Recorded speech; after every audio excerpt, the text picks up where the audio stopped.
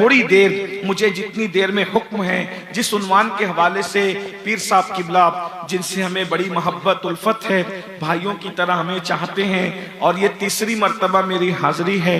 पिछले साल किसी उज़्र की वजह से मैं हाजिर नहीं हो सका था, आज हाजिर हूँ।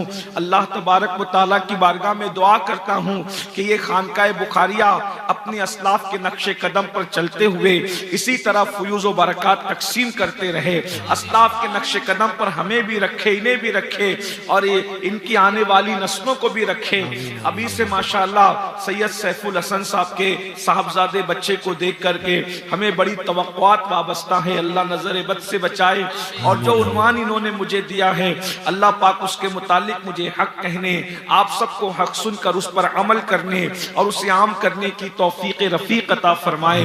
आप अच्छी तरह जानते हैं कि दुनिया का ये दस्तूर है, दुनिया का ये अंदाज है कि जिसके मॉल में, जिसकी दुकान में जो आइटम नहीं होता, जो चीज नहीं होती, वो उसका मुखालिफ होता है। मिसाल के तौर पर आप अगर कहीं पर रेशम मांगने के लिए जाएं, जिसे सिल्क भी कहते हैं, अंग्रेजी जबान में सिल्क कहते हैं, तो अगर आप रेशम मांगे, रेशम तलब करें, तो दुकानदार कहता है आजकल तो ओरिजिनल रेशम आता ही नहीं है, इसलिए जो है ओरिजिनल रेशम की जरूरत क्या है, आप लेंगे तो भी धोखा खा जाएंगे क्योंकि रेशम तो खत्म हो चुका है। हालांकि सच्चाई ये है रेशम खत्म नहीं हुआ, अभी भी रेशम मिलता है, लेकिन हर दुकान की औकात नहीं है कि वो रेशम को अपनी दुकान में रखे। तो जब औकात और हैसियत नहीं है, इसलिए दुकानदार रेशम की मुखालफत करके आपको जो है वो कोई नकली चीज पहनाना चाहता है। आजकल तो इसका दौर है और उसका दौर है, अब रेशम असली खत्म हो गया है। ये बात आप समझते होंगे अच्छी तरीके से, और भी चीजों पर कयास कर लें। इसका मतलब ये है कि जिसकी दुकान में जो आइटम नहीं है वो उसकी ताकत से वरा है, वराउल वरा है, तो वो उसकी मुखालफत करता है कि ये चीज नहीं है या इसके अंदर ये ऐब भी बयान कर देता है। अगर ग्राहक बुद्धू है, होशियार है, तो कहेगा कि अभी ओरिजिनल नहीं मिलता, और बुद्धू है तो कहेगा अरे वो रेशम की क्या हैसियत है, उससे कीमती तो ये है और ये है और ये है। इतनी बात अगर आपके समझ में आ गई, यानी अब मेरी बहनों की भी मैं तवज्जो चाहता हूं, क्योंकि बहनों का भी इस उम्मत की तरक्की में निस्फ किरदार है।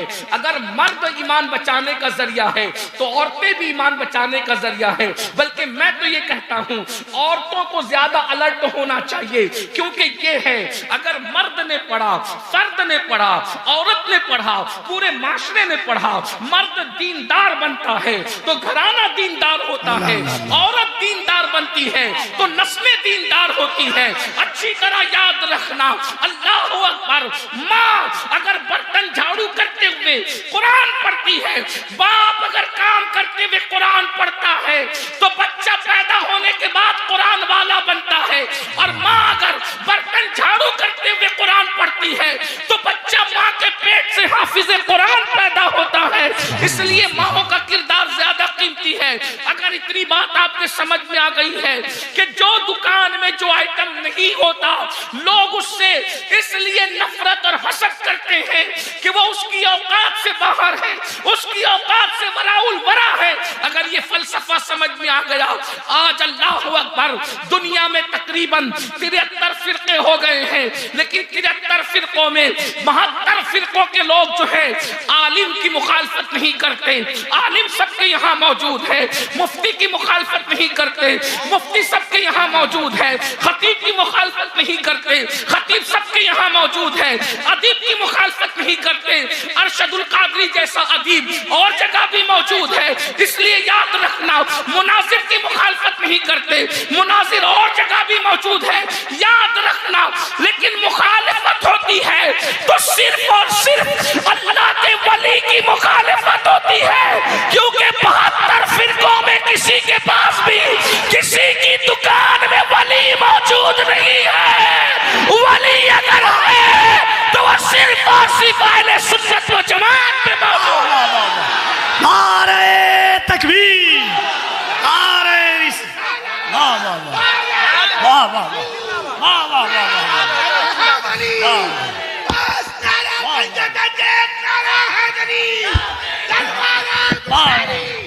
वाह वाह वाह वाह वाह वाह वाह हर जमात को देख लें, कादियानी वली की मुखालफत करेगा कि वली तो कुछ नहीं कर सकता, इसी तरीके से वहाबी वली की मुखालफत करेगा, वली तो कुछ नहीं कर सकता, राफसी वली की मुखालफत करेगा, वली तो कुछ नहीं कर सकता। हमने कहा ओ तेरी दुकान की औकात ही नहीं है कि अब्दुल कादिर जैसा वली तू अपने यहाँ दिखा। वाह वाह वाह वाह, जिंदाबाद। बुखारी पढ़ाने वाला मौलवी हर जमात में नजर आएगा, मगर ठोकर लगाकर कुंभे जिल्ला कह के मुर्दा जिंदा करने वाला वली सिर्फ और सिर्फ अहले सुन्नत व जमात में नजर आए। वाह वाह वाह वाह, बहुत अच्छा। इसलिए दुनिया तुम्हें बेवकूफ बनाती है। ये वलियों की तो कोई हैसियत नहीं है, ये तो इनकी कहानी किस्से हैं, ये तो ये है, ये तो वो है। मैं आज कहानी किस्सा नहीं, कुरान की आयतों से बताना चाहता हूं कि वली की शान क्या है, वली का मकाम क्या है। और आपको एहसास होना चाहिए, आपको एहसास होना चाहिए कि हम जो वलियों को मानते हैं कहानी किस्से की वजह से नहीं मानते। हम जो वलियों को मानते हैं वो कुरान और हदीस की बुनियाद पे मानते हैं। लोग कहते हैं कुरान में कहा है वली की शान, मैं आपके सामने अभी रखता हूँ, अल्लाह अकबर। और जितना मेरा टाइम है घंटे भर का, मैं 15 मिनट उसका गुजर चुका है, मैं इंशाल्लाह उस पर बात समेटूंगा, क्योंकि मेरे बाद भी जलसा चलना है, उसमें मैं भी बैठूंगा, आप भी बैठेंगे। क्योंकि मैं खुद गर्ज शायर की तरह नहीं कि अपनी गजल सुनाई और चल दिए। याद रखना, मैं इस बात को समझता हूं अच्छी तरह से कि हो सकता है मुझसे बढ़कर कोई बारगाह रिसालत में मकबूल हो, मेरी वहां तक रसाई न हो जहां तक मेरे पहले या मेरे बाद वालों की रसाई हो। इसलिए अगर मुझे ट्रेन और प्लेन नहीं पकड़ना होता है तो मैं जलसे में बैठता हूं कि उसकी तकरीर में उस पे नजर पड़े मेरे यार की, तो मुझ पे भी नजर पड़ जाए। मुझ पे महशर में नसीर उनकी नजर पड़ ही गई, कहने वाले इसे कहते हैं खुदा का कर। हाय हाय हाय। हाँ, इसीलिए हम कोशिश करते हैं कि महफिल में रहें, हाँ, वरना भाषण दो, राशन लो और निकल कर चले जाओ, ये अपनी तबीयत में नहीं है। हाँ, ट्रेन पकड़ना हो, प्लेन पकड़ना हो तो अलग बात है, मगर मैं आज बैठूंगा इंशाअल्लाह ताला आपके साथ बैठूंगा। उम्मीद है आप भी बैठेंगे, हम भी बैठेंगे। और ये बात याद रखना, बोलने वाले मुकर्रिर को न देखा करो, हुजूर का जिक्र कर रहा है ये देखा करो। हाँ, कोई जरूरी नहीं है कि चमक दमक की शेरवानी पहन कर आए तो उसी का कबूल हो। कोई फटे लिबास में भी ऐसा कलंदर होगा, उस एक की वजह से पूरी महफिल की किस्मत बदल जाए, ऐसा भी होगा। इसलिए बोलने वाले को ना देखा करो, जो जिक्र यार कर रहा है ना उस जिक्र को देखा करो। जब से तुमने जाकिर को देखना शुरू किया है, जाकिर को देख के महफिल में ना आओ, कुछ नहीं लेकर जाओगे। जिक्र के मुस्लिम बुनियाद पे महफिल में आया करो, दामन भर भर के लेकर के जाओ। हाँ, ये बात याद रखना, जाकिर न देखो, जिक्र देखो, और जिक्र कोई करे खुदा जाने किसका कबूल हो। ये एक अलग सा उन्वान है, लेकिन तवज्जो फरमाए, जरा गौर करें। अर्ज़ ये कर रहा था कि आज 72 फिरके के, और एक बात बता दूं, अभी मैं कुरान हदीस पढ़ता हूँ, बाद में खैर लेते हैं, उन्वानात पे बात करेंगे इंशाअल्लाह। लेकिन आपका मिजाज आज बड़ा सुहाना है, मौसम भी सुहाना है, महफिल है, उर्स की महफिल है, और हमारे यहाँ उर्स की महफिल शादी से कम नहीं होती। उसकी वजह यह है, उर्स उसी को कहते हैं, उर्स उसी को कहते, ये भी कहते हैं, ये देखो मरण दिन को सुन्नी उर्स कह रहा है, कहते हैं मरण दिन को। मैंने कहा ये सुन्नियों का ही मिजाज है कि हम मरण दिन को उर्स कहते हैं, क्योंकि तेरा मरने वाला किधर गया उसकी गारंटी नहीं है।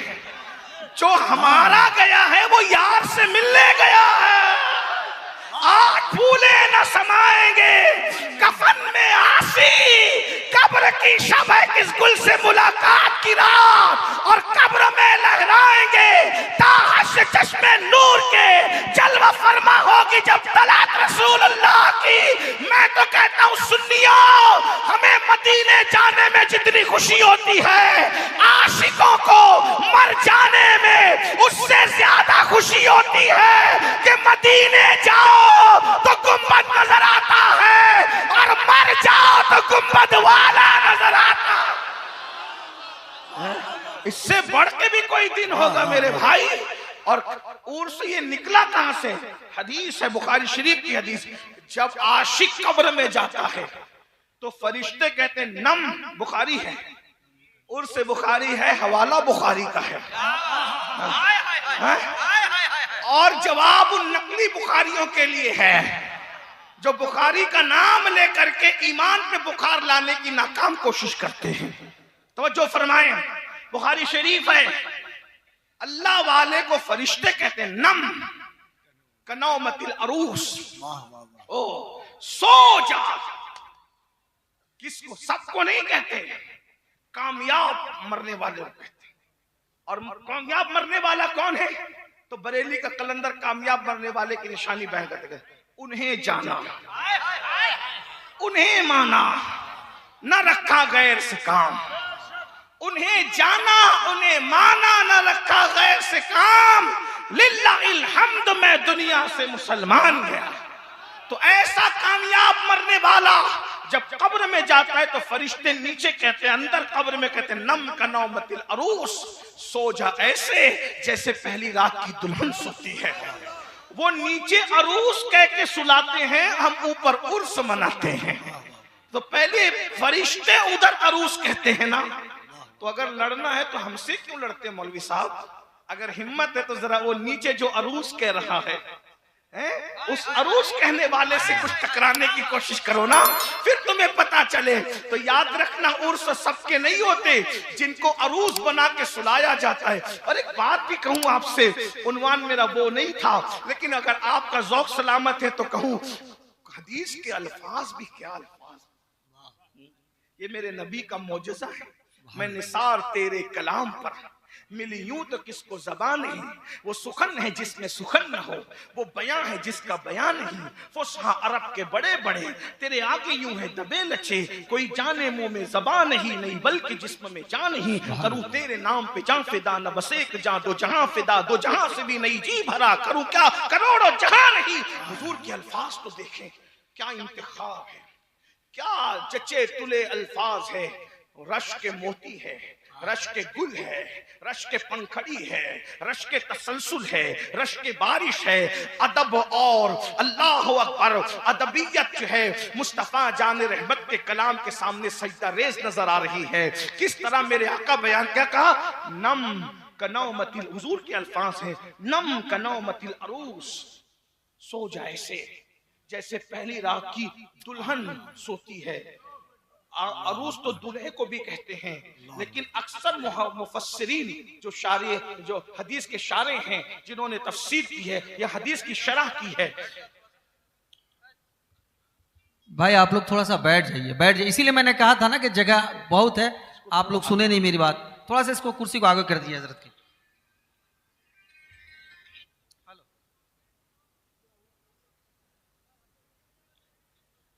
कुछ ना बोलना, अगर अब आप कुछ बोले तो फिर मैं नहीं कुछ बोलूंगा, फिर मेरी गुफ्तगू पूरी हो जाएगी।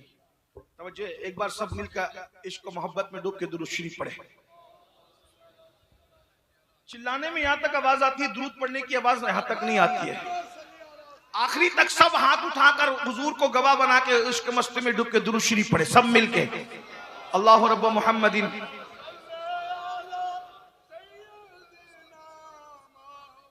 अच्छा एक काम करें, बंगाली लहजे में दुरूद पढ़े, चले सर। अल्लाहुम्मा सल्ले अला सय्यिदना मौलाना सय्यिदना। बंगाल से जाने के बाद दो चीजें याद रहती है। बंगाल से जाने के बाद बहुत याद आती है दो चीजें। एक यहाँ वालों की मोहब्बत में धक्का देना, और यहाँ वालों का मोहब्बत में डूबकर दुरूद शरीफ पढ़ना। पूरे हिंदुस्तान में कोई इस एतबार से दुरूद नहीं पढ़ता जो आप लोग पढ़ते। जरा एक बार फिर पढ़े ना, मजा आ गया। सय्यदीना मौलाना मुहम्मद वाला आले सय्यदीना मौलाना। 3 3 बार पूरा करने के बाद सब मिल फिर पढ़े, क्या मजा आ रहा है। सुभान है। सब मिलके पढ़िए, सब मिलके। अल्लाहुम्मा सल्ले अला मौलाना मोहम्मद वाला आले सय्यदीना मौलाना। सुभान। सलामत रहो, अल्लाह तुम्हारी नस्लों को सलामत रखे। अपनी आवाज का सही इस्तेमाल करते हो, महफिल में जो दुरूद पढ़ते हो तवज्जो फरमाए। क्या अर्ज कर रहा था, हुजूर अलैहिस्सलाम फरमाते नम कनौमतिल अरूस, सो जा ऐसे जैसे पहली रात की दुल्हन सोती है। अब यहाँ पर मैं बहुत तशरीह तो नहीं कर सकता मुझे, लेकिन एक इशारा देकर आगे बढ़ता हूँ। मैंने कई दूसरी तकरीरों में कई तशरीह की है इसकी, लेकिन यहाँ टाइम नहीं। मैं इस से अब असल उन्वान की तरफ में बात करना चाहता हूँ। दुल्हन जो होती है ना, तवज्जो करना, दुल्हन जो होती है उसको पहली रात कैसे नींद आती है? तवज्जो है? हाँ, ये हया के पर्दे में कर रहा हूं। सच्ची सच्ची बात तो ये है कि दुल्हन मुंह पर चादर ओढ़ करके सोई रहती है, नजर आती है सोती हुई, मगर वो सोती नहीं है। वो कोई नादान और बेवकूफी दुल्हन होगी जो पहली रात सो जाए, वो सोती नहीं है। कितनी थकी हो, कितना ही गम हो, बचपन की सहेलियों की जुदाई का गम हो, बाबिल के घर के छूटने का गम हो, बचपने की गलियां छूटने का गम हो, नया घर है, नए लोग हैं, पता नहीं कैसे हैं, सब सदमे एक खुशी पर एक खुशी सारे सदमों पर गालिब आ गई। क्यों? बस आई पिया मिलन की रात है, बस उन्हीं से होगी बात। कोई घूंघट उठाएगा, नजर नजर से चार होगी और उसके बाद बातें होगी और फिर हिज्र और फुरकत के खेतों में वस्ल के गुलाब खिलेंगे। बस इस एक ही चीज के लिए वो दुल्हन अल्लाह अल्लाह मुख पर चादर डाल करके सोई रहते। तमीर खुसरो कहते हैं, तमीर खुसरो कहते हैं, गोरी सोए सेज पर मुख पर डारो केश, गोरी सोए सेज पर मुख पर डारो केश, चल खुसरो घर आपने शाम भई सो देश, चल खुसरो घर आपने शाम। मैं जानता हूं आप नहीं समझ सके होंगे, लेकिन ये समझने समझाने की बात ही नहीं। हज़रत अमीर खुसरो ने महबूब इलाही के लिए कहा था, तवज्जो फरमाए, जो पहली रात की दुल्हन होती है वो चेहरे पे चादर डाल करके सोती है, मगर किसी के इंतजार में सोती है। और जब कोई आता है तो उसके कदमों की आहट से वो उठ करके बैठ जाती है। फिर आने वाला घूंघट उठाता है और वस्ल के ताजा फूल खिलते हैं, बिला तमसील बिला तमसील। अरे कब्र में कौन आने वाला है जो दुल्हन की तरह सुलाया जाता है? तो याद रखना, दुल्हन का पी आता है कब? जब उसकी शादी होती है। और जब आशिक कब्र में जाता है तो सारे आलम को सुहागता करने वाला महबूबे रब्बे अर्श आता है। और उसके बाद दुल्हन अपने यार के कदमों की आहट सुनकर उठकर बैठ जाती है, और आशिक अपने नबी के कदमों की आहट सुनकर उठ करके बैठ जाता है। वहां यार दिखाया जाता है, या मुस्तफा जाने रहमत का दीदार कराया जाता है। नम कनौमती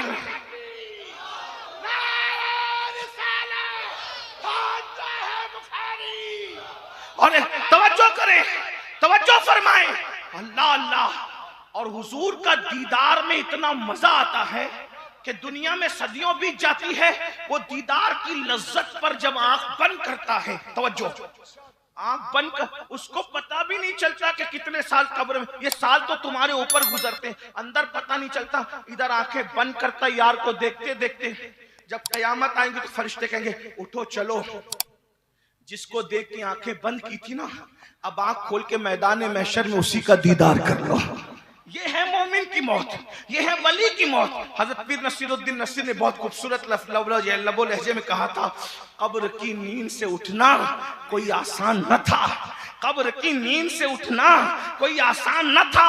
हम तो महशर में उन्हें देखने आए हुए हैं, हम तो महशर में। तो याद रखना, ये वलियों की मुखालफत क्यों हो रही है? ये इनकी कब्र तो मिट्टी का ढेर है, ये तो नाक पे बैठी हुई मक्खी नहीं उठा सकते। आजकल ये यूट्यूब पर, फेसबुक पर बैठ करके 1857 के बाद के नाबालिग मुहक्किकीन बकबक करते हैं। का कुरान की आयत पर मुहक्किक साहब कुरान की आयत पढ़े हैं कि ये वली लोग तो नाक पे मक्खी जो बैठती है उसको नहीं हटा सकते। कौन कह रहा है? बोले अल्लाह साहब कह रहे हैं कि ये वली नाक पे बैठी हुई मक्खी नहीं हटा सकता। मैं एक बात कहूं, आप मुझे ये साबित करके बता दें कि आखिर नुज़ूल कुरान के वक्त तो कौन सा वली था? मक्के वाले जिसके मजार पे जा रहे थे और कुरान उसके खिलाफ बातें कर रहा था। जरा हमें भी तो बताएं, हमारी मालूमात में भी तो इजाफा हो। 1857 के बाद के 200-300 साल का जखीरा लेकर के फुदकने वालों, हमारे पास 1450 साल जखीरा मौजूद है।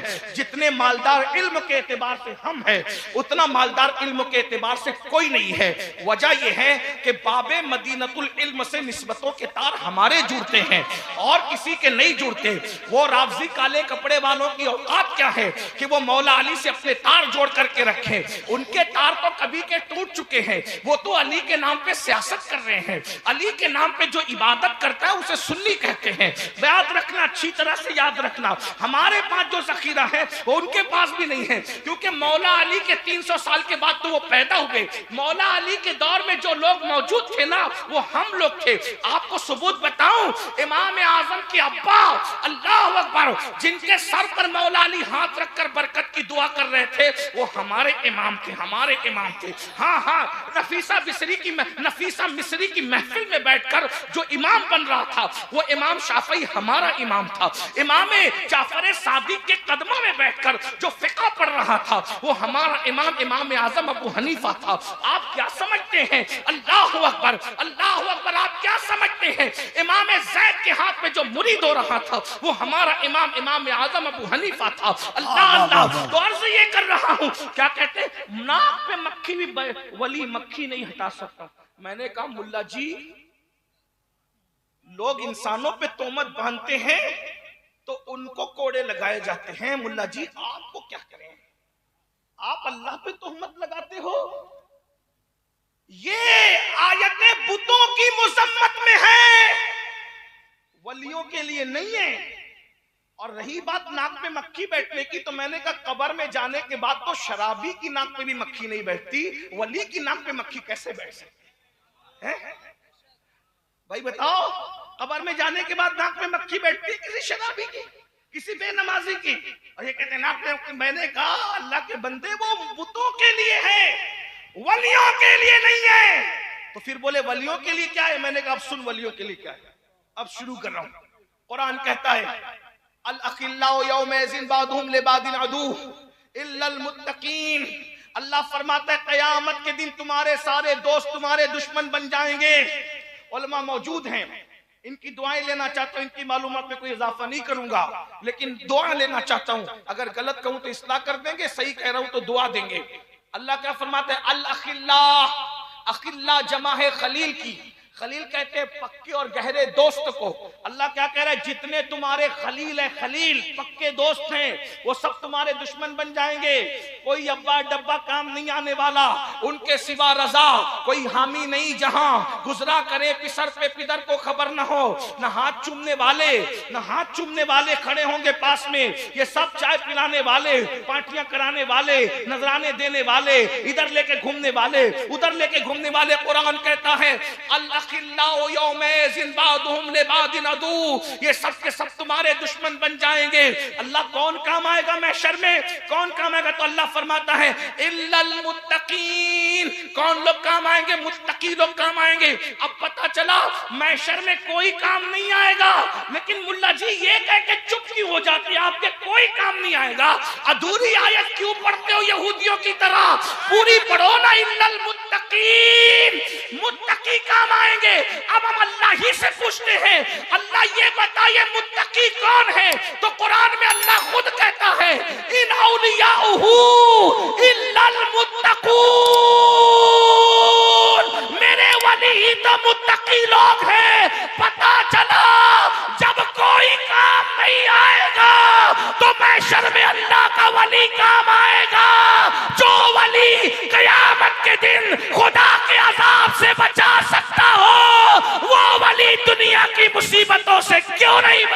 बेशक, वाह वाह वाह वाह वाह वाह वाह वाह वाह। अभी मैंने फरीदुद्दीन अत्तार की किताब नहीं पढ़ी।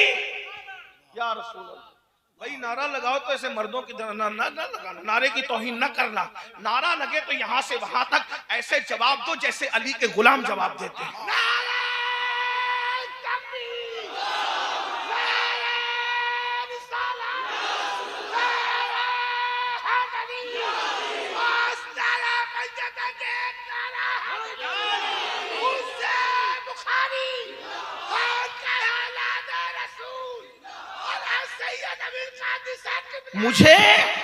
मुझे नारों की जरूरत नहीं है, लेकिन अगर जज्बात में लगाते हो तो फिर मर्दों की तरह, आशिकों की तरह लगना चाहिए, वरना नहीं लगना चाहिए। ना यहाँ दाद है ना फरियाद है, यहाँ बस एक तस्वुर है, जो पिया को भाई अख्तर वो सुहाना राग है, जिससे ना खुश है पिया वो रागनी अच्छी नहीं। लेकिन मैं अपने नौजवानों से पूछता हूँ, पढ़े लिखे जवानों से, अभी मैंने फरीदुद्दीन अत्तार की तज़किरतुल औलिया का हवाला नहीं दिया, अभी मैंने इमाम गजाली के इहयाउल उलूम का हवाला नहीं दिया, कीमियाए सादत का हवाला नहीं दिया, गौस पाक की फुतुल गैब का हवाला नहीं दिया, सरकार गरीब नवाज की अनीसुल अरवा का हवाला मैंने नहीं दिया, आपके सामने निजामुद्दीन औलिया की फवाइदुल फवाद का हवाला मैंने नहीं दिया, अभी मैंने आपके सामने जो है अल्लाह अकबर बुखारी मुस्लिम को भी अभी हवाले के तौर पे पेश नहीं किया। मैं अल्लाह की किताब पढ़ रहा हूँ, मुल्ला जी ये अल्लाह की किताब है, अल्लाह कह रहा है कि कयामत में वली काम आएगा। अब मुझे बताएं भाई, जो काम आता है उसी को पुकारा जाता है, जो काम आता है उसी को पुकारा जाता है। अब मुझे बताएं कि जब अल्लाह खुद कह रहा है कि कयामत में वली काम आएगा, तो बोलो किसको कयामत में पुकारा जाएगा? तो जब या गौस कयामत में कहा जा सकता है,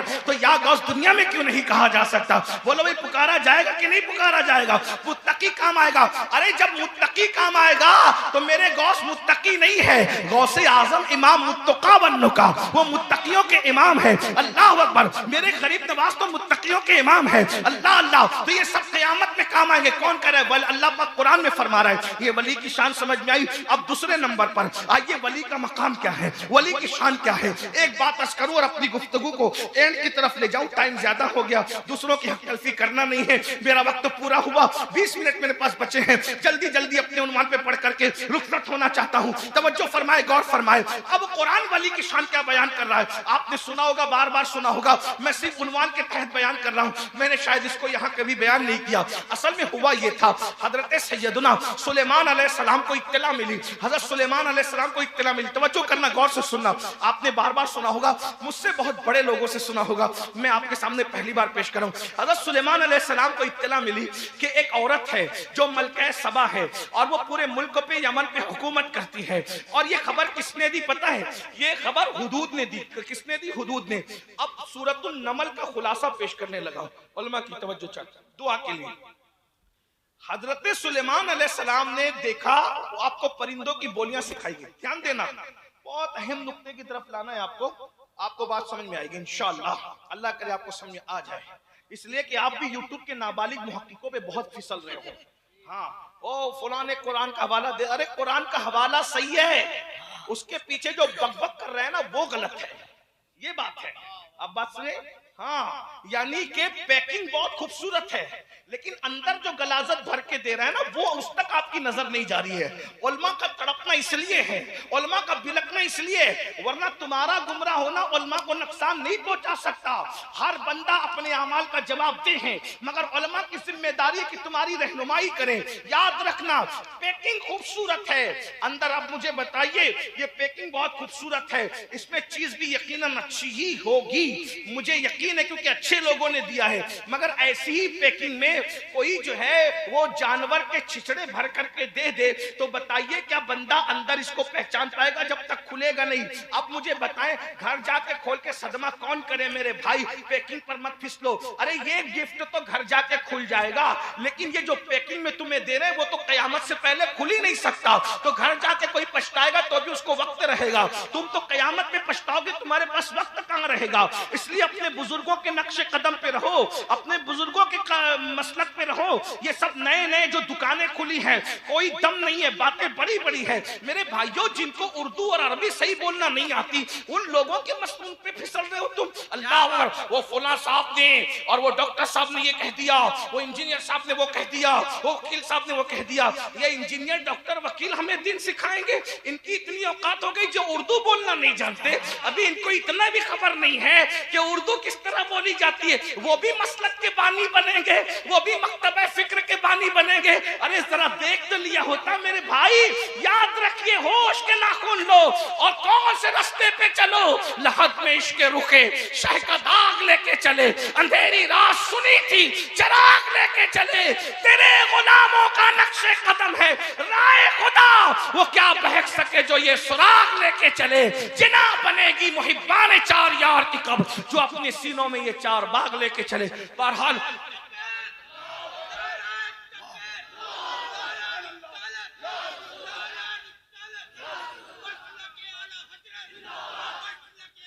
तवज्जो फरमाए, अल्लाह के बंदो तवज्जो करो, गौर करो। हर सुलेमान अलैहिस्सलाम को परिंदों की बोलियां, परिंदे आपके लश्कर में थे, जिन्नात थे, परियां थी, इंसान थे, सभी थे। सुलेमान अलैहिस्सलाम ने कहा ये हुदूद नहीं दिखता मुझे। तवज्जो, बहुत खूबसूरत बात। हुदूद एक परिंदा, बहुत खूबसूरत, बड़ा अच्छा लगता है, बड़ा। हाँ, मैं सोचता हूँ परिंदों को बनाया, इतना हुस्न दिया, यारों को कितना हुस्न दिया। हाय हाय, बस देखने इबरत की बात है। तो बहुत खूबसूरत, उसके सर पे एक कलगी भी होती है, ताज जैसे सजी होती है, बहुत अच्छा। जब वो बहुत नजाकत के साथ अपनी गर्दन को मटकाता है तो ऐसा लगता है जैसे हजारों लाला रुखों वाली परी जो है वो अंदाजे दिलरुबाना के साथ दाएं और बाएं मुड़ रही है। बहुत खूबसूरत है वो परिंदा। तो आपने कहा ये हुदूद नहीं दिखता मुझे, इजाजत के बगैर कहां गायब है?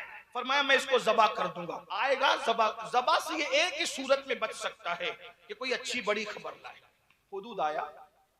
अब गौर करना, बहुत पॉइंट की बात, कुरान की सूरत नमल का खुलासा इस मजमून पर। हुदूद आया। अब मैं कहा था तो उसने कहा सरकार मैं एक बहुत बड़ी खबर लेकर आया। क्या? कहा एक औरत है पूरे मुल्क पे हुकूमत करती है। अब हुदूद के अल्फाज सुने जो बतौर खुलासा पढ़ रहा हूं, तवज्जो करना खास। उसने कहा मुझे दुख है इस बात पर। तवज्जो तवज्जो, सूरह नमल किसी भी आलिम का तर्जुमा उठा के, तफसीर उठा के देखना, मजमून यही मिलेगा। उसने कहा, हुदूद ने क्या कहा, मुझे अफसोस है, सदमा है कि वहां औरत जो हुकूमत करती है वो लोग शिर्क करते हैं। ध्यान देना, क्या करते हैं? उसको सदमा किस बात पे है? शिर्क पे। यानी परिंदा अगर नबी की सोहबत में रह जाए तो शिर्क से उसको भी इतनी तकलीफ होती है। अब एक बात याद रखना, तवज्जो, बहुत ध्यान से सुनना। मैं अपने मस्तक की तर्जुमानी कर रहा हूं, अल्लाह करे मैं हक बोल करके तुम्हारे दिल में ईमान को रासिख करने में कामयाबी हासिल कर सकूं। सुलेमान अलैहिस्सलाम की सोहबत में जंगल का छटाक भर का परिंदा रह गया तो उसको शिर्क से इतनी नफरत हो गई कि वो शिर्क देख करके बेचैन और बेकरार हो गया। जब सुलेमान अलैहिस्सलाम की सोहबत में रहने वाले परिंदे के दिल के तज़किये का ये आलम है तो जाने सुलेमान मुहम्मदुर रसूलुल्लाह के सहाबा के दिलों के तज़किये का आलम क्या होगा। नारे तकबीर, जो रिसालत, अज़मते सहाबा, जो सहाबा पे भोंकते हैं उनको होश आना चाहिए। जब सुलेमान अलैहिस्सलाम की सोहबत हुदहुद को इतना गैरतमंद बनाती है तो जाने सुलेमान मुहम्मदुर रसूलुल्लाह की सोहबत ने सहाबा के सीनों में कितना ईमान रासिख कर दिया होगा। इसलिए सहाबा पे बोलने से पहले सोचना, जब हुदूद शिर्क से इतना नफरत करता है तो सहाबा के दिल में कुफ्र से कितनी नफरत होगी। इसलिए सहाबा पर बातें न किया करो, बकबक न किया करो। हमने तो इसमें पढ़ा, इब्ने कसीर से पढ़ा। मैंने कहा हमने इब्ने कसीर का कलमा नहीं पढ़ा, हमने मुहम्मदुर रसूलुल्लाह का कलमा पढ़ा। हम इब्ने कसीर की बुनियाद पे दीन नहीं मानते, हम मुहम्मदुर रसूलुल्लाह की बुनियाद पर इब्ने कसीर की उन तहरीरों को मानते हैं जो दीन से यगानत रखती है। ये बात अच्छी तरह याद रखना। तो बात किताबों के हवाले देने से पहले आपको अपने बुजुर्गों के नक्शे कदम को ढूंढना चाहिए। बहरहाल तो अर्ज क्या कर रहा था, हुदूद ने जब ये कहा, सुलेमान अलैहिस्सलाम ने उसको खत लिखा। किसको? वो जो खातून मुल्क यमन पे हुकूमत करती थी, वो खातून भी अजीब थी, उसका नाम बिल्कीस था। वो उसकी माँ या बाप दोनों में से कोई एक जिन्नात में से था। तो उसका पूरे इंसानों जैसा वजूद था और पैर उसके जो है वो बकरियों की तरह थे, जानवरों की तरह। बहरहाल वो छुपा के रखती थी, नीचे लटका के रखती थी ताकि किसी को पता ना चले। बहुत ज़हीन औरत थी वो, बहुत ज़हीन खातून थी वो। आपने खत लिखा, कहा तुम लोग जो है वो फर्मा बरदार होकर के आ जाओ वरना हम तुम पे चढ़ाई करेंगे। तो उस औरत ने कहा कि अगर वो नबी होगा, तवज्जो, नबी होगा, नबी होने का दावा कर रहे हैं ना, नबी होगा तो वो ईमान ही कबूल करेगा, तोहफा कबूल नहीं करेगा। और नीरा बादशाह होगा तो तोहफा लेकर के हमारे साथ सुलह कर लेगा। उसने पहले तोहफे भेजे, सुलेमान अलैहिस्सलाम ने कहा तोहफा नहीं चाहिए, ईमान चाहिए। अब बिल्किस आने के लिए तैयार हुई। बस अब इतना वाकया मैंने बस आपके सामने जोड़ने के लिए, दिमाग जोड़ने के लिए, जहन जोड़ने के लिए रखा। अब बिल्किस आ रही है, 7 कमरों में उसका एक बहुत बड़ा तख्त था जिसको हुदहुद ने अर्श अजीम कहा है। अर्श अजीम कहकर कुरान ने फिर उसको जो वो हिकायतन नकल फरमाया है। फिर क्या हुआ, इधर वो औरत चली, बिल्किस खातून चली मिलने के लिए सुलेमान अलैहिस्सलाम से। हुदूद ने यही बताया कि उसका तख्त बहुत बड़ा है, 7 कमरों के अंदर वो कैद है, उसने ताले लगा के रखे। सुलेमान अलैहिस्सलाम ने अपनी कौम से कहा, अपनी फौज से कहा कि भाई ये बिल्किस का तख्त तो उसके आने से पहले मुझे चाहिए, कौन ला करके देगा। बस बात अब पूरी होने वाली है, तवज्जो फरमाए। वली की शान कुरान बयान कर, मैं खुलासा पढ़ रहा हूँ। अभी मैंने सच्ची हिकायत का हाथ को हाथ नहीं लगाया। जो हमको ताना देते हैं ना कि ये लोग कहानी किस्सा करते हैं, असल में हम वाकयात इसलिए बयान करते हैं ताकि कौम को फहम आए, वरना हम भी मुंह में जबान रखते हैं। ऐसा नहीं कि कुरान और हदीस के उलूम अहले सुन्नत के पास नहीं है, जितना अहले सुन्नत के पास है उतना किसी के पास नहीं है। तो उसका मफहूम सुन ले। वो तख्ते बिल्किस सुलेमान अलैहिस्सलाम कहते हैं कौन लाएगा, तो इफरीत के एक उठा, इफरीत जिन्नातों में से था, इफरीत जिन्नातों में से उठा और उठ करके कहते हैं सरकार मैं लाऊंगा। कितने वक्त में लाएगा? उसने कहा आपकी महफिल खत्म होने से पहले पहले लाऊंगा। सुलेमान अलैहिस्सलाम ने कहा बहुत देर हो जाएगी, इतनी देर नहीं चाहिए। महफिल शुरू होती थी तुलूए आफ्ताब के वक्त, खत्म होती थी जवाल के वक्त। समझ में आया? यानी आधे दिन तक आपकी महफिल चलती थी। तो उस जिन्नात ने कहा मुल्क के शाम से, सुलेमान अलैहिस्सलाम का दरबार कहां लगा? मुल्क के शाम में। तख्त कहां है? यमन में। अब समझ में आई बात? मुल्क के शाम से यमन जाना है, तख्त लाना है, वो भी 7 कमरों के अंदर ताले के अंदर कैद किया हुआ है, वो भी शाही ताले हैं। याद रखना ये वीर घूम के ताले नहीं, शाही ताले हैं। अल्लाह अकबर। इफरीत उठ करके कहता है मैं आधे दिन से पहले लाकर पेश कर दूंगा। सुलेमान अलैहिस्सलाम कहते बहुत देर हो जाएगी, तो वो बैठ गया। उसके बाद सुलेमान अलैहिस्सलाम के वजीर हजरत आसिफ बिन बरकिया उठे। उठने के बाद कहा मालिक मैं लाऊंगा। आपने फरमाया तुम कब लाओगे आसिफ? तो उन्होंने कहा आपकी पलक झपकने से पहले मैं तख्ते सुलेमान लाकर, मैं तख्ते बिल्किस लाकर पेश कर दूंगा। पता चला क्या? आपकी पलक झपकने से पहले 1 महीना जाने को लगता है, 1 महीना आने को लगता है। तख्त इतना बड़ा है, लाएगा कौन? अल्लाह का वली लाएगा। लोग कहते हैं ये कहानी किससे? देखो ये कुरान है, कुरान कुरान कह रहा है। बोलो आसिफ ने पूछा मोहल्ला कौन सा है, गली कौन सी है, पता क्या है, किस इलाके में महल है, कहां से लाऊंगा? नहीं, अल्लाह अकबर। कहा आपकी पलक झपकने से पहले पहले तख्त बिल्किस लाऊंगा। और उसने पलक झपकने से पहले पहले तख्त बिल्किस ला दिया। सुलेमान अलैहिस्सलाम ने कहा हाज़ा मिन फज़्ल रब्बी, ये मेरे रब का फज़्ल है क्या कि अल्लाह ने मेरी उम्मत में इस जैसा वली पैदा किया। अब मुझे बताओ जब सुलेमान अलैहिस्सलाम की उम्मत में ऐसे वली मौजूद हैं तो जाने सुलेमान मुहम्मदुर रसूलुल्लाह के उम्मत के वलियों की शान का आलम क्या होगा। फिर भी सुन लो, वो आसिफ वजीर थे, आले सुलेमान नहीं थे, औलाद सुलेमान नहीं थे। मेरा गोश्त आल और औलाद भी है, उम्मत के वलियों का सरदार भी है। जब सुलेमान अलैहिस्सलाम की उम्मत के वली की ताकत का ये आलम है, कुरान बयान कर रहा है, तो गौसे पाक की ताकत का आलम कुरान कहता है। आसिफ के पास ज़बूर का इल्म था, आसिफ के पास ज़बूर का इल्म था। गौसे आजम के पास कुरान का इल्म है, गरीब नवाज के पास कुरान का इल्म है। बस अपनी बात खत्म करते करते कह दूं, मुसलमानों याद रखना। अब आप कहेंगे कि सैयद ये बता जब वलियों की शान ये है तो 72 फिरकों के पास वली क्यों नहीं है? तुम्हारे पास ही क्यों है? तो मैं आपको एकदम आसान जबान में समझा दूं। अब दलील से बात नहीं कर सकता, अब आप जो समझ सकते हैं अगली बात, टेक्निक की बात कर दूं, टेक्नोलॉजी के जो है वो टेक्निकल पॉइंट के हवाले से आपको समझा दूं, आपको बात समझ में आएगी। आप क्योंकि टेक्निक की जबान ज्यादा समझते हैं, आपको बताऊं, ये 72 जितने भी फिरके हैं, तवज्जो, ये 72 जितने भी फिरके, पहली बात तो ये सब नए नवेले हैं, अहले सुन्नत कदीम है। एक बात, ईमान यहाँ है, वहां गुस्ताखियां हैं, बेअदबियां हैं, और सबसे बड़ी बात यह है कि वली जो बनाता है, बस बात खत्म हो रही है, वली जो बनाता है उसको अली इब्ने अबू तालिब कहते हैं। काजी सनाउल्लाह पानीपती लिखते हैं कि आदम अलैहिस्सलाम के जमाने से लेके आज तक जितने वली बने हैं सबको वली बनाने वाले मौला अली हैं। तो अब अली से जिसकी बनेगी वही तो वली होगा, अली से जिसकी नहीं बनेगी वो वली नहीं होगा।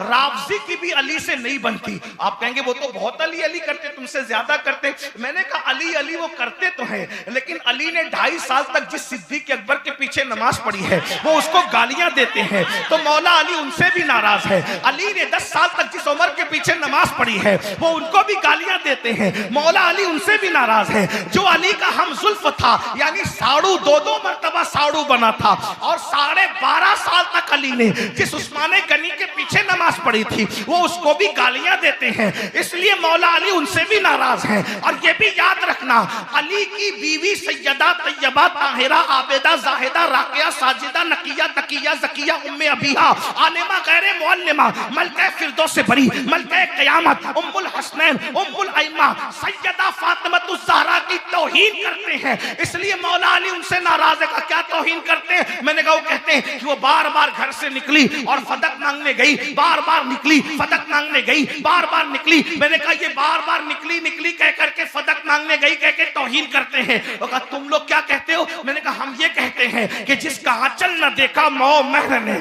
जिसका आंचल न देखा मौ महर ने, उसने दाए नजाहत पे लाखों सलाम। बस मैं तुम पर छोड़ता हूँ, जो बार बार निकलेगी उसका क्या होगा, और जिसका आंचल चांद और सूरज न देखे उसकी कैफियत क्या होगी, ये आप पे छोड़ के जाता हूँ। तो अली उनसे नाराज जो राफसी है। एक बात और कह दूं, एक बात और कह दूं, अगर मेरे बेटे हैं तो सबसे प्यार करो तो मुझे तुम प्यारे हो, सबसे प्यार करो तो तुम प्यारे हो। एक को मानो एक को न मानो, एक के साथ सियासत करो तो बताओ, फिर मुझे गुस्सा नहीं आएगा।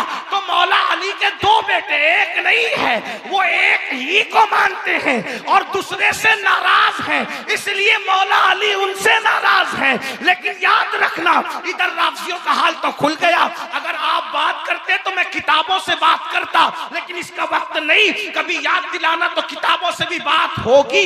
लेकिन अब सुनो, जहां तक खारजियों का मामला है, नासबियों का मामला है, वो तो जिक्र अली से चिढ़ते हैं, नारे हैदरी लगा दो तो चुपके से खिसक जाते हैं। इसलिए मौला मुश्किल कुशा से ना नासबियों की बनती है, ना खारजियों की बनती है, ना राफसियों की बनती है। सुन ले, मौला अली की अगर किसी से बनती है या मौला अली से किसी की बनती है तो वो एक ही मसलक है जिसका नाम अहले सुन्नत व जमात है। अहले सुन्नत व जमात है। हमारे यहाँ तो कहा यह जाता है, सलामी जिसके दर का हर वली है, सलामी जिसके दर का हर वली है, सलामी जिसके दर का हर वली है।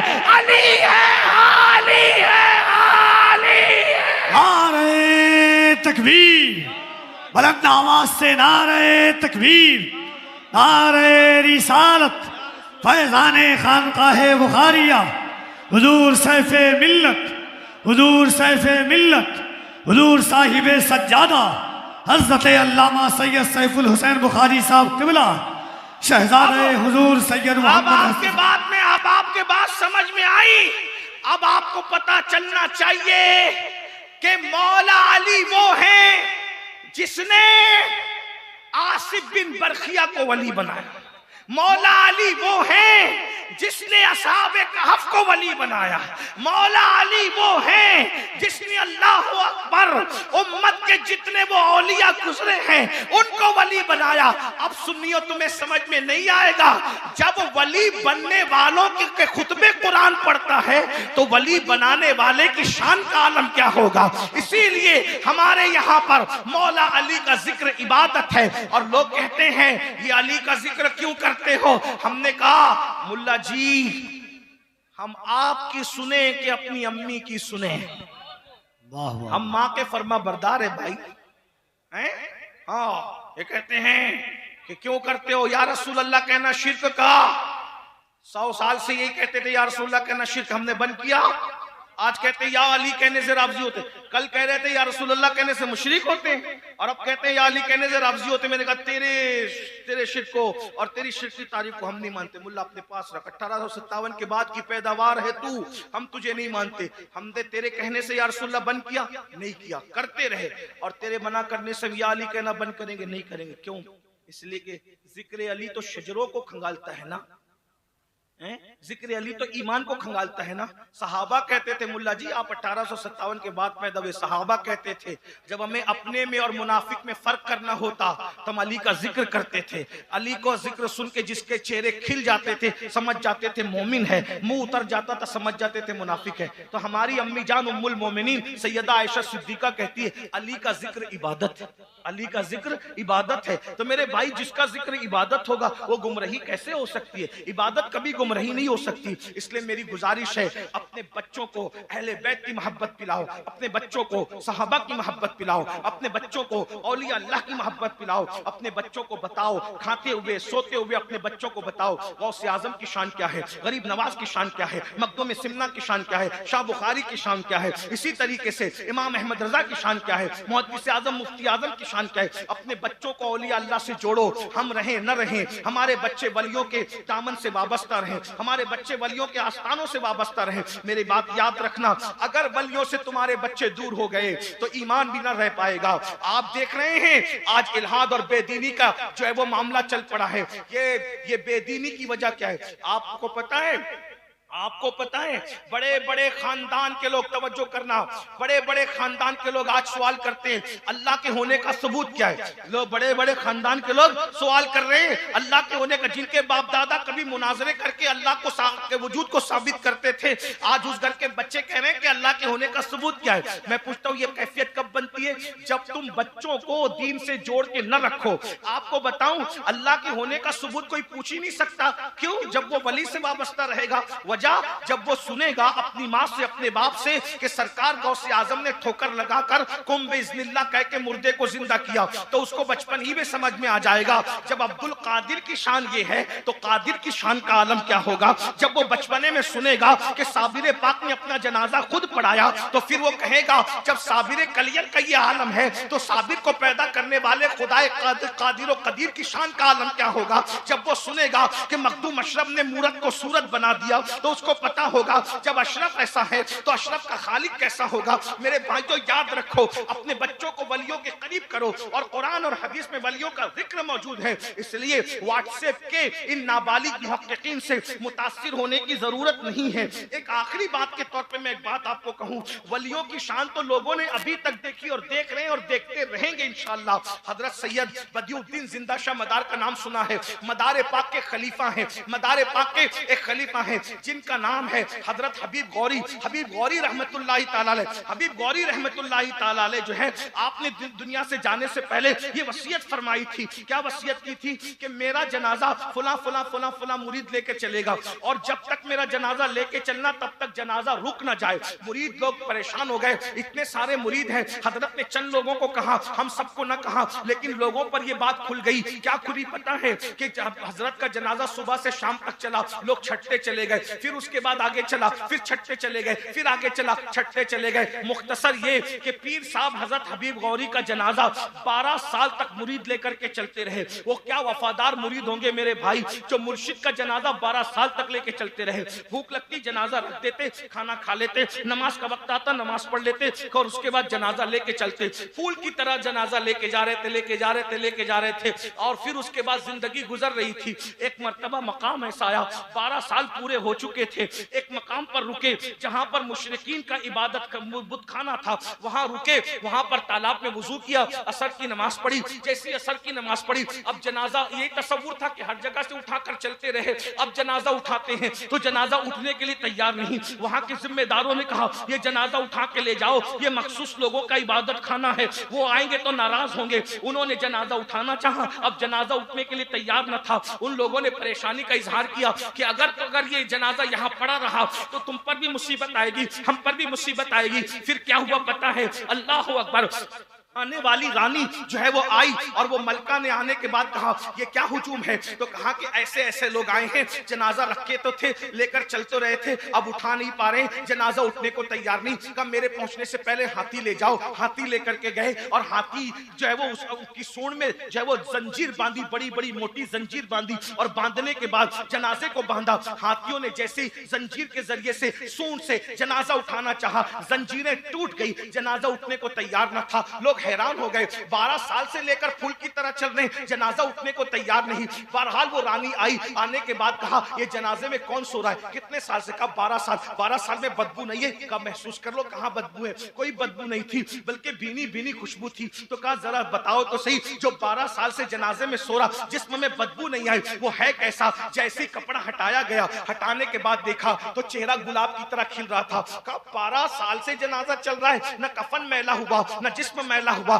न जिस्म में तगज्जुर आया, आखिर ये है कौन? का इसको हबीब कहते हैं, हबीब गौरी इनको कहते हैं। तो उस रानी ने कहा जिस कौम के हबीब का ये आलम है, उस कौम के मोहम्मद का आलम क्या होगा? अरे 12 साल होने के बावजूद भी जनाजे के अंदर जिस्म सलामत है। जब दीवाने का ये आलम है तो आका का आलम क्या होगा? जब परवाने का ये आलम है, शमा का आलम क्या होगा? किरण का ये आलम है, सूरज का आलम क्या होगा? चांदनी का ये आलम है, चांद का आलम क्या होगा? जिल का ये आलम है, हकीकत का आलम क्या होगा? गुलाम का ये आलम है, आका का आलम क्या होगा? कहा सुन लो, जिसकी गुलामी जनाजे में भी मुस्कुराने के लिए इंसान को मौके फराहम करती है, जिसकी गुलामी से कफन भी महफूज हो जाता है, वजूद भी महफूज हो जाता है, मुझे भी उसी मोहम्मदुर रसूलुल्लाह का गुलाम बना दो। कलेमा पढ़ के इस्लाम में दाखिल हो गई। हजरत हबीब गौरी का मजार आज भी कर्नाटक की सरजमीन पर मौजूद है, जाओ जाकर के जियारत करो। जिसका जनाजा 12 साल तक चलता रहा, ये औलिया अल्लाह की शान है। जमीन के ऊपर रहते थे तो भी दीन की तबलीग करते थे, जनाजे में रहे तो भी दीन की तबलीग करते हुए नजर आए, और आज भी मजारों से दीन की तबलीग कर रहे हैं। मगर याद रखना, मैं वली उन्हीं को कह रहा हूं जिनको कुरान वली कहता है, मैं वली उन्हीं को कह रहा हूं जिनको हदीस वली कहती है, मैं वली उन्हीं को कह रहा हूं जिसको अहले सुन्नत के अकाबिर वली कहते हैं, जिनको अल्लाह ने वली बनाया है। ये सारी फजीलतें मैंने उनकी बयान की है।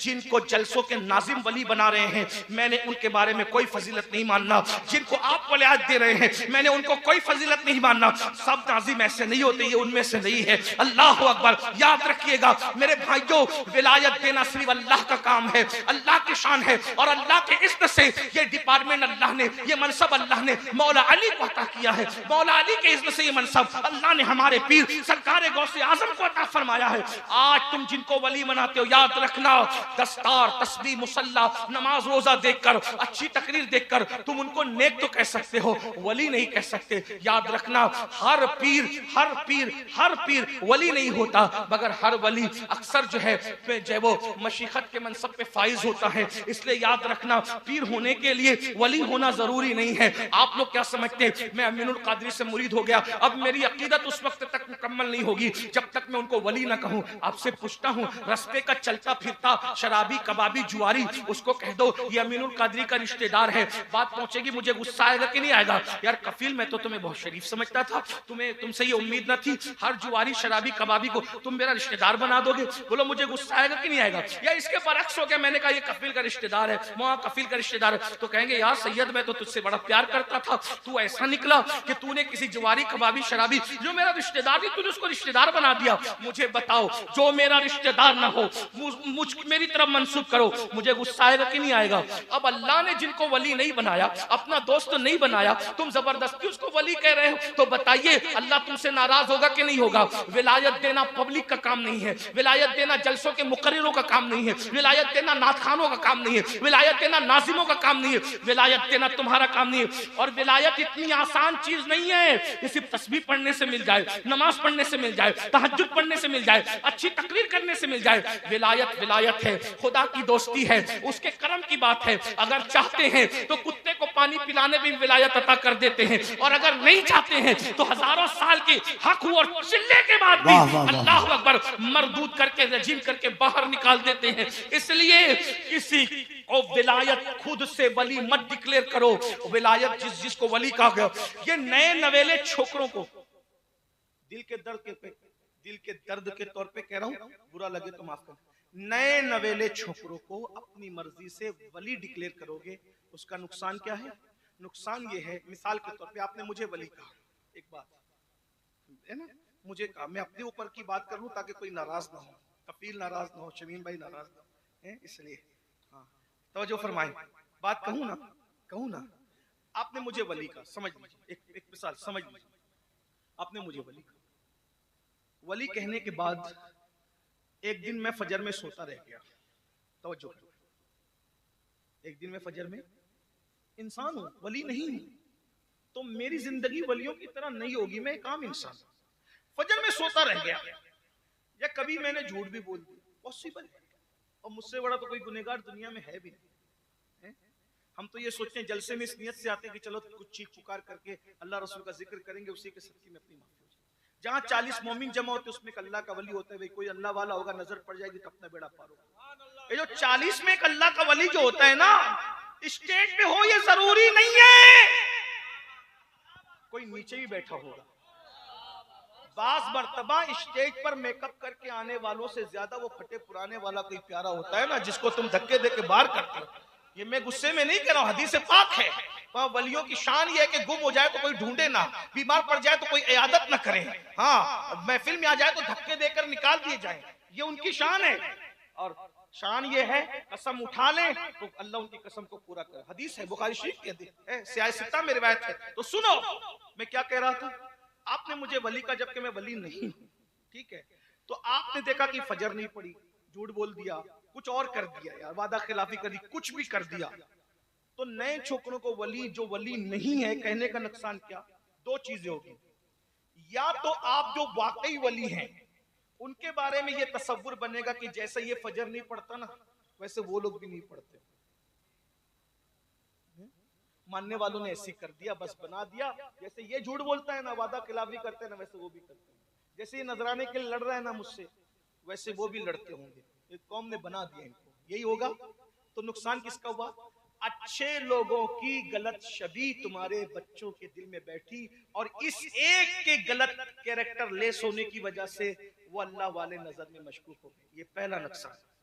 दूसरा नुकसान, ये सब करने के बाद भी वो जैसे थे लोग मुझे वैसे ही समझेंगे, ये भी गलत है, मेरी तरह समझा तो भी गलत, उनकी तरह मुझे समझा तो भी गलत। इसलिए आप किसी को वली मत बोलिए, आप अपने उलमा अकाबिर, और वो भी उलमा कौन, इन्नमा यख्शल्लाह मिन इबादिहिल उलमा की जो मंजिल पे फाइज है वो लोग जो उनको वली बोले ना, आप वली बोलिए, नेक बोलिए, मुत्तकी बोलिए, परहेजगार, आप विलायत मत बांटिए, वरना आज गांजा पीने वाले को वली कह रहे हो, नंगे धड़ंगे घूमने वाले को वली कह रहे हो, 10 उंगलियों में अंगूठियां पहनने वालों को वली कह रहे हो, जो रमजान शरीफ के रोजों के दरमियान हुक्का पिए, सिगरेट पिए, बीड़ी पिए, उनको वली कह रहे हो।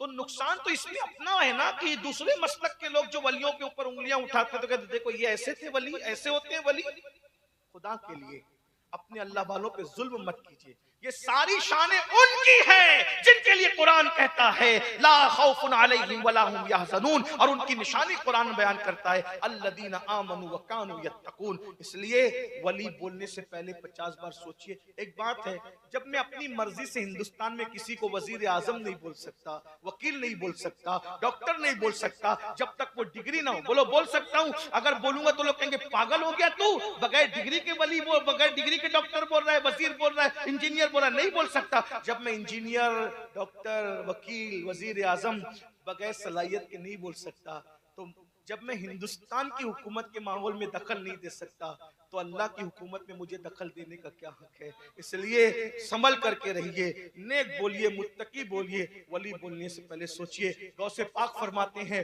वली वो होता है जो अल्लाह की दो सिफात का मजहर होता है, रसूलुल्लाह की दो सिफात का मजहर होता है, सिद्दीक अकबर की दो सिफात का मजहर होता है, फारूक आजम की दो सिफात का मजहर होता है, उस्मान गनी की दो सिफात का मजहर होता है, मौला अली की दो सिफात का मजहर होता है।